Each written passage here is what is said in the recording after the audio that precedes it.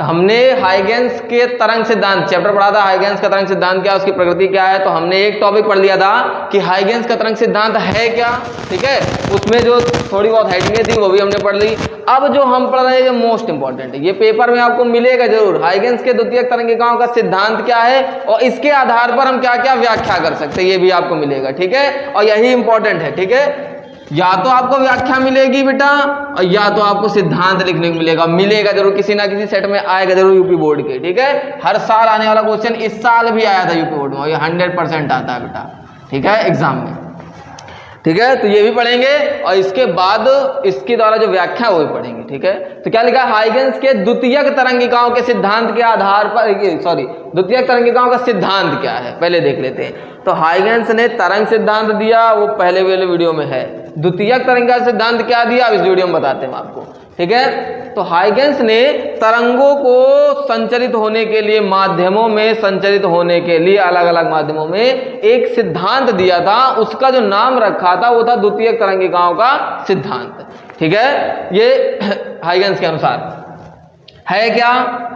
तो इन्होंने इस सिद्धांत को जब दिया तो 3 बातें बताई, ठीक है। इनको परिकल्पनाएं कहते हैं बेटा, इनकी 3 परिकल्पनाएं हैं, ठीक है। 3 कौन कौन सी है। तो पहले वाले वीडियो में पढ़ा था तरंगाग्र, तो पहला पॉइंट तो तरंगाग्र का ही सेम टू सेम है, ठीक है, कि जब कोई प्रकाश तरंग किसी माध्यम में निकलेगी, संचरित होगी इसे कहते हैं, ठीक है। जब कोई तरंग किसी माध्यम में संचरित होगी और माध्यम के जो कण होंगे वो तरंग के साथ एक समान कला में कंपन करने लगे, एक समान कला में उछलने लगे, एक समान कला में गति करने लगे, कुछ भी बोल दो आप, एक समान कला में अगर वो गति करने लगेंगे तो वो पृष्ठ जो होता है उसको कहते हैं हम तरंगाग्र। क्या कहते हैं, उस पृष्ठ को कहते हैं हम तरंगाग्र, ठीक है। पहला पॉइंट तो ये था कि जब कोई प्रकाश तरंग किसी माध्यम में संचरित होगी तो माध्यम के यदि कण तरंग संचरण के साथ यानी तरंग के साथ एक ही कला में कंपन करने लगे, ठीक है, तो उस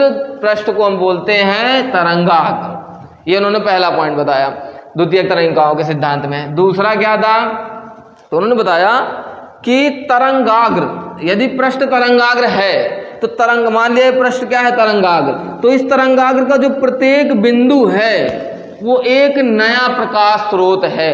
जितनी बार प्रकाश इससे टकराएगा, इन कणों से क्या होगा बेटा, टकराएगा, तो टकराने के बाद नई तरंगे निकालेगा। क्या निकालेगा बेटा, नई तरंगे निकालेगा, जहां टकराएगा वहीं नई तरंगे निकालेगा।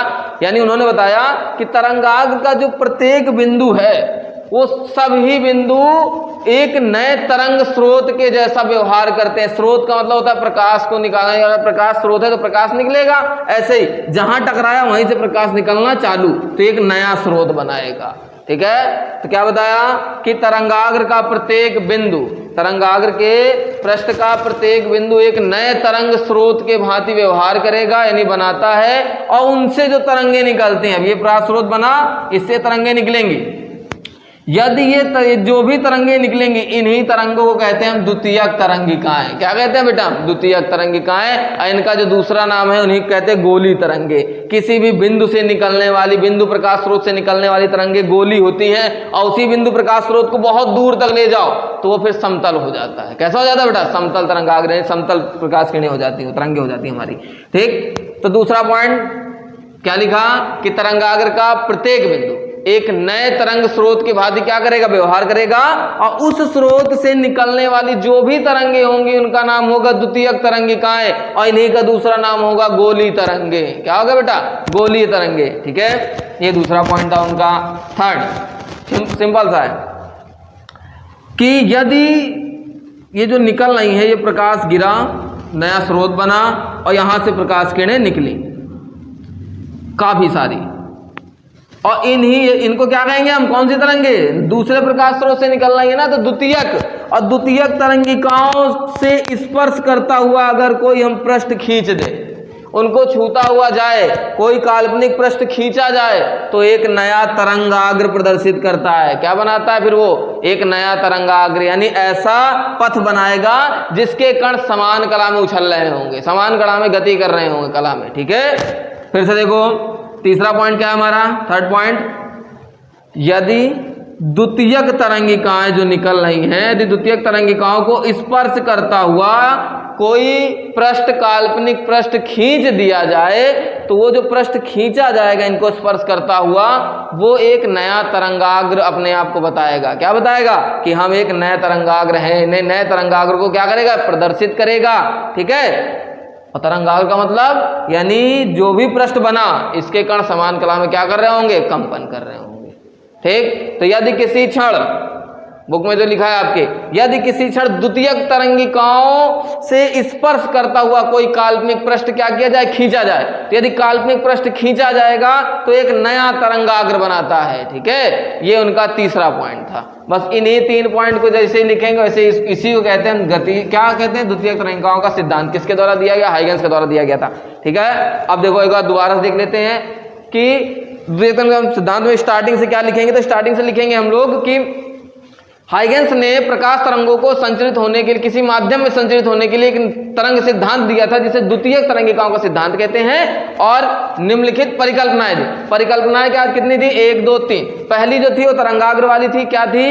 यदि कोई तरंग किसी माध्यम में संचरित होगी तो माध्यम के कण एक समान कला में गति करेंगे, उसे हम तरंगाग्र कहेंगे। दूसरा पॉइंट, यदि क्या लिखना? सीधा लिखो, तरंगाग्र का जो प्रत्येक बिंदु है, ठीक है, वो नया तरंग स्रोत बनाता है। जहां भी टकराएगी प्रकाश किरण पृष्ठ पर, वहां एक नया स्रोत बनाएगी और उस स्रोत से निकलने वाली तरंगे द्वितीयक तरंगिकाएं कहलाती हैं। इन्हीं द्वितीयक तरंगिकाओं को हम गोली तरंगे कहते हैं। ठीक है। और गोली तरंगे सदैव बिंदु स्रोत से निकलती। किससे निकलती बेटा? बिंदु स्रोत से। अगर पूछा जाए बिंदु स्रोत दूर तक चला जाए, बहुत दूर स्थित हो, तो फिर समतल हो जाता है। वो कैसा हो जाता है बेटा? समतल हो जाता है। अच्छा, तीसरा जो है हमारा, तीसरा क्या है कि यदि इन्हीं द्वितीयक तरंगिका जो निकल रही थी, इन्हीं द्वितीयक तरंगिकाओं को स्पर्श करता हुआ, द्वितीयक तरंगिकाएं खूब सारी हैं, इनसे स्पर्श करता हुआ एक पृष्ठ खींच दें हम, तो एक नया तरंगाग्र अपने आप को बताएगा कि हम नए तरंगाग्र हैं। नए तरंगाग्र क्या करेगा? ये प्रदर्शित करेगा।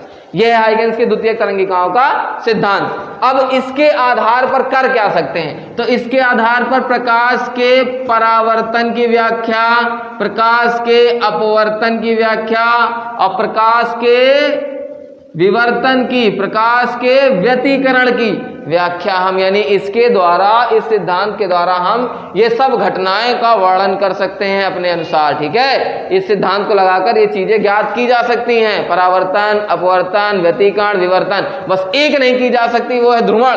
और ये हम पिछले वीडियो में बताया था क्यों नहीं की जा सकती। क्योंकि इन्होंने गलती की, एक गलत कमेंट दिया कि प्रकाश जो है सदैव अनुदैर्ध्य तक चलता है, लेकिन प्रकाश दोनों स्थिति में चलता है, अनुदैर्ध्य भी चलता है और अनुप्रस्थ भी चलता है। अनुप्रस्थ के कारण ही ध्रुवण की व्याख्या हो सकती है, तो इनके अनुसार वो नहीं हुई थी। ठीक है। तो 4, यानी हम अब हमारे टॉपिक या बुक में इंटर के क्या है? तो प्रकाश के अपवर्तन की व्याख्या, प्रकाश के परावर्तन की व्याख्या, ये 2 हमें पढ़ने पड़ेंगे।